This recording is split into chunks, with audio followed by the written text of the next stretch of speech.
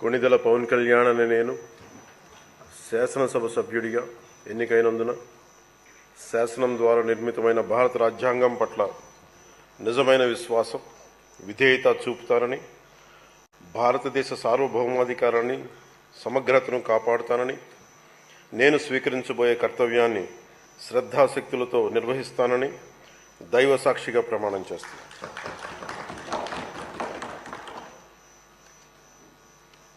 కొణిదెల పవన్ కళ్యాణ్ అనే నేను ఆంధ్రప్రదేశ్ శాసనసభ సభ్యుడైన కొణిదెల పవన్ కళ్యాణ్ అనే నేను సభా నియమాలకు కట్టుబడి ఉంటానని, వాటిని అనుసరిస్తానని, సభా మర్యాదలను పాటిస్తానని, సాంప్రదాయాలను గౌరవిస్తానని దైవ సాక్షిగా ప్రమాణం చేస్తున్నాను.